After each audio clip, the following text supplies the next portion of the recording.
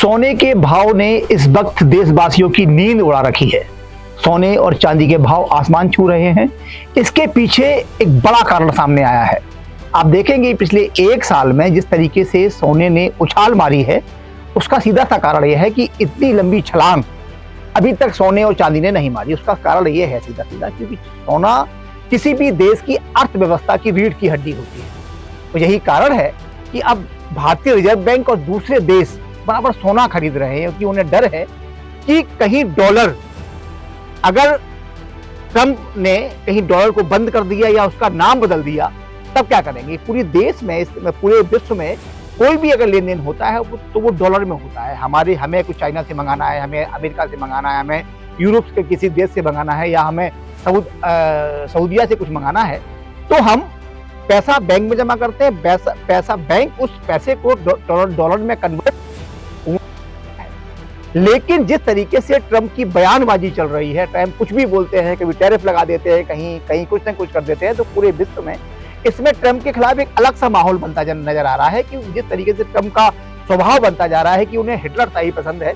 यही वजह है कि अब लोग कहीं अपने आप खुद को मजबूत करने के लिए, अगर बाय द वे ट्रंप ने डॉलर को बंद कर दिया, कोई और नाम रख दिया उसका, वो कह दिया अब ये यहाँ चलेगा ही नहीं, तो लोग फिर कंगाल हो जाए, देश कंगाल हो जाएंगे। यही वजह है कि अब यहाँ पर पूरे देश में अगर बात करें सोने की तो सबसे ज्यादा सोना अमेरिका के पास है। लगभग 8,500 टन सोना अमेरिका के पास है, तो हमारे देश के पास अभी 850 टन है। लेकिन पिछले 1.5 सालों में भारतीय रिजर्व बैंक ऑफ इंडिया ने लगभग 150 टन सोना खरीदा है।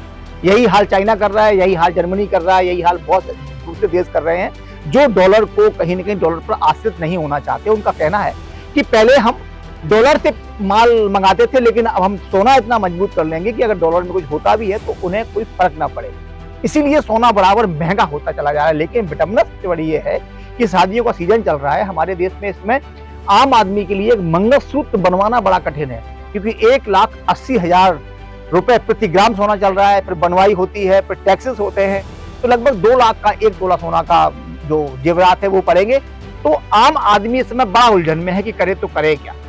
हमारी सभी से सलाह है कि अभी आप रुक जाइए, देखिए कि कहां तक सोना जा सकता है। संभावना ये है कि मार्च और अप्रैल में सोना गिरने की संभावना है क्योंकि इतनी महंगाई जो बराबर होती चली जा रही है और जो सरकारें हैं सोना खरीद के अपने खजाने में जमा कर रही हैं, ये हो सकता है बाहर निकाले तो सोने के दाम गिरेंगे। लेकिन जिस तरीके से ट्रंप के स्टेटमेंट आते हैं उससे संभावना कम ही बन रही है कि सोना गिरेगा।